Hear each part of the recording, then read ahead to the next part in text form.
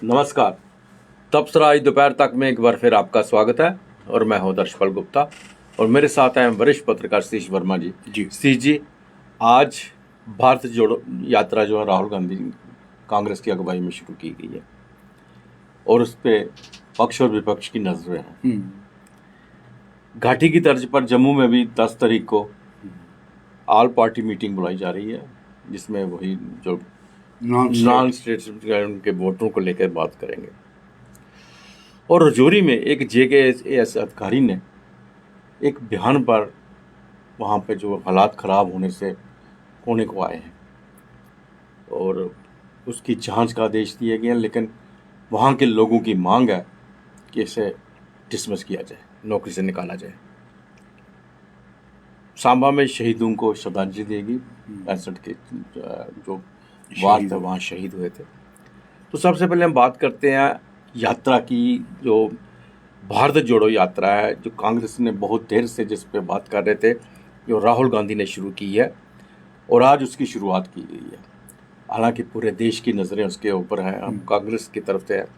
और राहुल गांधी ने, जैसे कांग्रेस ने कहा कि इसमें कांग्रेस का कोई झंडा नहीं होगा, वह नेशनल फ्लैग को लेके हम चलेंगे और पूरे राष्ट्र को जोड़ने की बात करेंगे। हम किसी एक पार्टी की बात नहीं, पूरे राष्ट्र की बात करेंगे। आज उन्होंने अपने पिताजी की समाधि पे जाके सबसे पहले वहाँ पे नमन किया और शुरुआत की।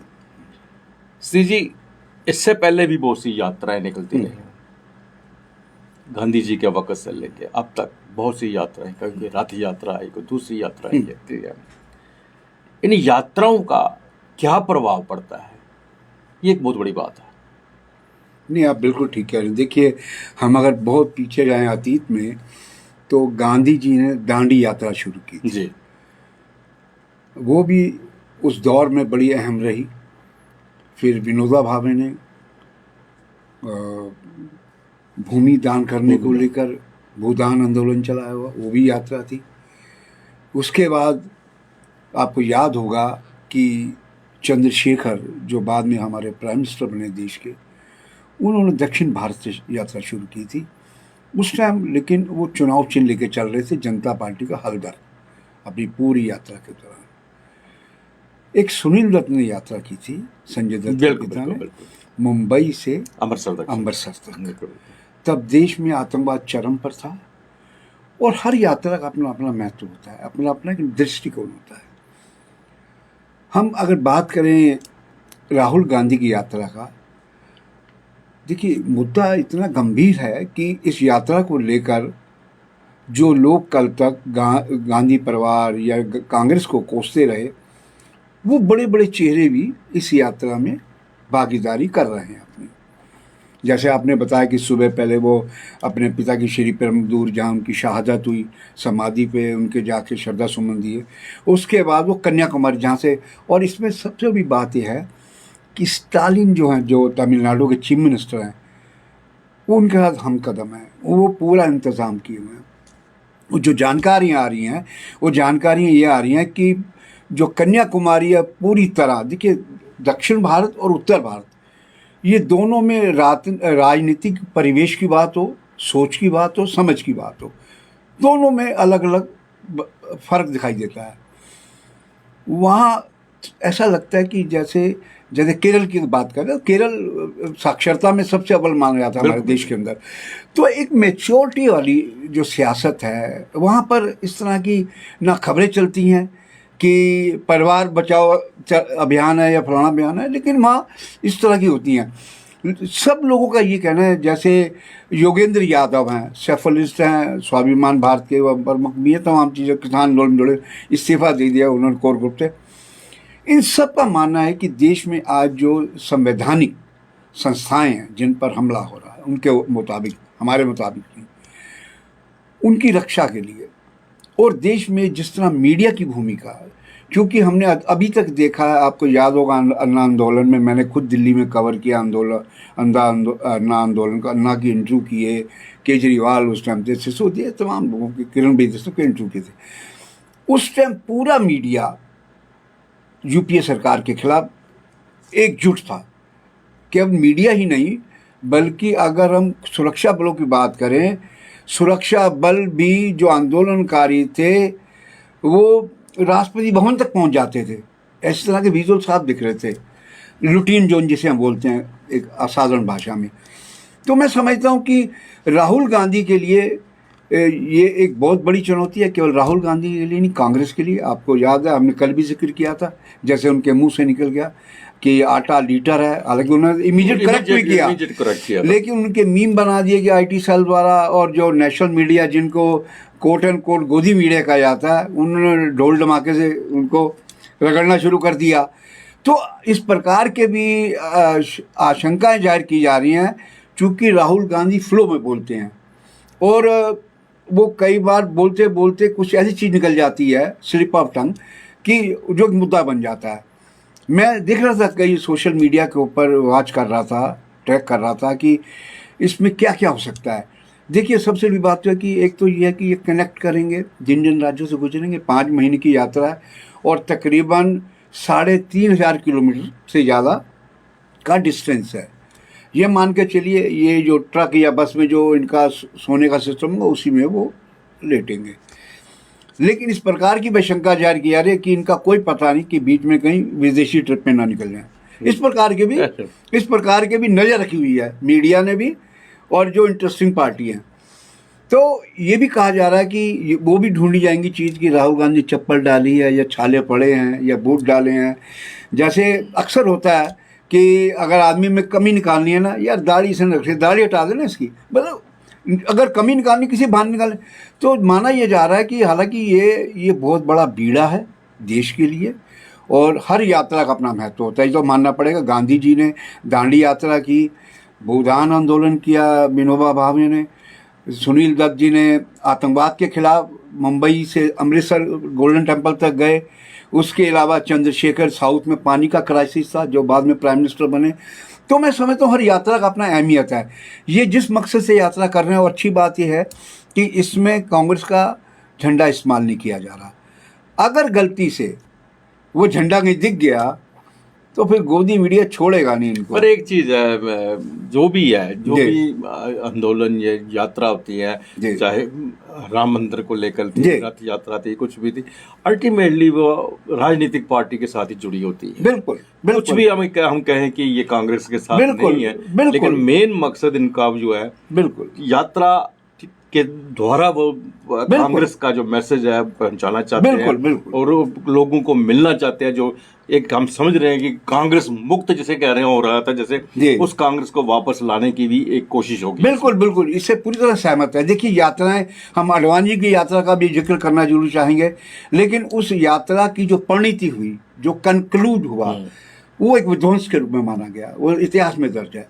तो मैं समझता हूँ हर यात्रा का अपना, उन सब यात्राओं का विश्लेषण होता है, पुस्तकें लिखी जाती हैं, और राहुल गांधी, मैं फिर कहूँगा, ये बहुत बड़ा बीड़ा है। 5 महीने का समय है।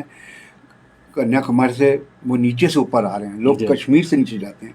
तो मैं समझता हूँ हम इसलिए इसका जिक्र कर रहे हैं चूँकि हमारी स्टेट में भी वो आएंगे, जम्मू कश्मीर में। तो इसलिए अहम हो जाता है जब कश्मीर में तमाम तरह की फिजाएं चल रही हैं, गैर राज्य के लोगों को लेके उन्हीं की पार्टी के लोग विरोध कर रहे हैं, और पूरे देश की राजनीति इस वक्त जम्मू कश्मीर में केंद्रित है। तो मैं समझता हूँ कि इतनी कम उम्र में ये भी मानना पड़ेगा कि अब तक जितनी यात्राएं हुई, ये संभवतः सबसे कम उम्र के शख्स होंगे जो भारत भ्रमण पे निकले हैं, भारतीय यात्रा पे निकले हैं। और सबसे बड़ी बात होती है, इन यात्राओं के जरिए आप लोकल लेवल पे देखने की बात ही होगी। मान लीजिए ये तमिलनाडु से निकले, तमिलनाडु के किन इश्यूज़ को ही उठाते हैं, चुनाव तमिलनाडु में भी होने। अच्छा, सबसे दिलचस्प बात ये भी है, ये उन 2 राज्यों को नहीं छुएंगे जहाँ चुनाव है, गुजरात और हिमाचल प्रदेश। ये भी जो जानकारी मिली है, चूँकि अच्छा, इनके लिए इसी दौरान कांग्रेस अध्यक्ष का भी चुनाव है। ये भी एक चुनौती है इनके सामने। बिल्कुल कि उस वक्त ये यात्रा में रहेंगे या यहाँ आ जाएंगे दिल्ली। तो बड़े सवाल हैं। अभी उन सवालों के जवाब, इनकी यात्रा जब आगे बढ़ेगी उसके जवाब भी सामने आएंगे। लेकिन इतना ज़रूर है कि जिस प्रकार कांग्रेस और जो NGOs जो कह रहे हैं कि देश को ज़रूरत है इस वक्त ऐसी यात्रा की कि सबको जोड़ने की, एक डिवाइसिव फोर्सेस लगी हैं देश के अंदर एक दूसरे को नीचा दिखाने के लिए, तो ये ज़रूरी बन जाता है कि यात्रा हो। और हम ये भी कहेंगे कि ये दिलचस्प बात यह है, भले नकारात्मक रिपोर्टिंग हो रही हो, लेकिन मीडिया कर रहा है रिपोर्टिंग, चाहे इनके माइनस पॉइंट को लेकर है, लेकिन कहते हैं जिक्र तो है ना, टॉक ऑफ द टाउन तो है। बिल्कुल बिल्कुल। इसलिए इस यात्रा का बड़ा महत्व है। लेकिन 5 महीने में ये किन किन रास्तों से गुजरेगी, क्या क्या चुनौतियां झेलनी पड़ेंगी, उसका विश्लेषण उसके बाद होगा। कहाँ जीभ फिसलेगी ये भी पता नहीं है। बिल्कुल। स्टेजी घाटी की तर्ज पर जम्मू में भी अब एक ऑल जो अपोजिशन में पार्टीज की मीटिंग हो रही है, जैसे तो शायद उसमें भी इसी बात पे चर्चा होगी, जो गैर राज्य जो वोट बनाए जा रहे हैं उन पे चर्चा की जाएगी। उसमें कुछ यहाँ लोकल जो है नेता, उनको भी इनवाइट किया गया है।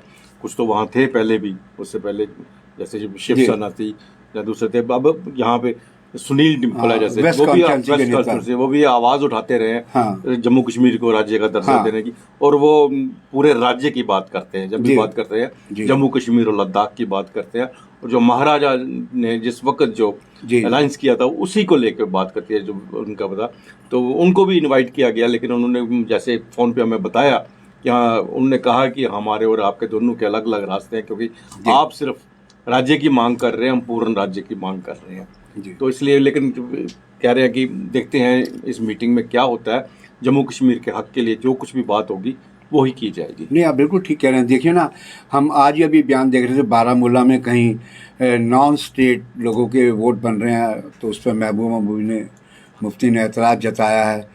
अब सवाल ये उठता है, देखिए बैठक कश्मीर में भी हुई थी, आल पार्टी गुपकार के नेतृत्व में, फारूक अब्दुल्ला, लेकिन डॉक्टर फारूक अब्दुल्ला, हम जम्मू के लोगों को ये भी समझना होगा, ये जिस प्रकार महाराजा को ललकारते हैं कि हमने राजशाही को देख लिया था, तो आप इनके माइंडसेट को समझिए। माइंडसेट क्या है कि डोमिनेशन हमारी होनी चाहिए, कश्मीरी की होनी चाहिए, जम्मू की नहीं। महाराजा कौन थे? बिल्कुल। तो मैं समझता हूँ कि ये एक दो-धारी तलवार है। इस पे अगर जम्मू से जो लोग इस चीज़ का विरोध कर रहे हैं, उनको बड़ा सोच समझ के चलना होगा। ये ना हो कि आप किसी ट्रैप के अंदर, कश्मीरी लीडरशिप के ट्रैप में आकर कहीं जम्मू के लिए कोई दिक्कत नहीं खड़ी ना कर दें। क्योंकि आप शिवसेना, बाल ठाकरे भी वहाँ गया था, कांग्रेस तो नेशनल पार्टी है, पीडीपी है, नेशनल कॉन्फ्रेंस है, और इवन जो दूसरी पार्टियाँ वैली बेस्ड, वो भी इसका विरोध कर रही हैं। लेकिन यहाँ हमने ये देखा केवल 2 पार्टी जो समर्थन में आई, भाजपा और एकजुट जम्मू, तो अंकुर शर्मा जिनके हेड हैं, एडवोकेट। तो मैं समझता हूँ कि ये विषय ऐसा है कि आने वाले दिनों में, अभी तो अमित शाह की उम्मीद कर रहे हैं, गृह मंत्री इस महीने आ सकते हैं, उनकी 2-3 यात्राएं, 2 जम्मू में, 1 घाटी में हो सकती है।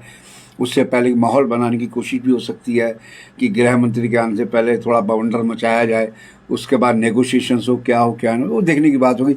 लेकिन ये है कि ये जो आवाज़ उठाई जा रही है, इस आवाज़ में इनको मैं समझता हूँ कि बहुत ज़्यादा अगर आज पे जोर लगाएंगे, तो कल भी हमने जिक्र किया, हमारे जम्मू कश्मीर के लोग दूसरे राज्यों में, लखनपुर के पार, चाहे वो पंजाब हो, हिमाचल हो, हरियाणा हो, दिल्ली या उससे आगे हो, सब जगह, चूँकि यहाँ रोज़गार की अपॉर्चुनिटी नहीं है, बच्चे यहाँ से पढ़ लिख के जब नौकरी नहीं मिलती, और दूसरे राज्यों में जाके नौकरी करते हैं, तो इसलिए चुनौतियाँ भी इनको देखनी चाहिए। इस आवाज़ लगाना बड़ा आसान है किसी मुद्दे। आप ये कहिए ना कि जिस तरह डोमिसाइल में, जिस तरह हमने कल जिक्र किया था, आपने एक टाइम फ्रेम किया था, एक फॉर्मेट तय किया था कि 15 साल से कम समय का आदमी को डोमिसाइल नहीं मिलेगा, जो यहाँ पढ़ रहा है, बाहर का नौकरी कर रहा है, काम काज कर रहा है।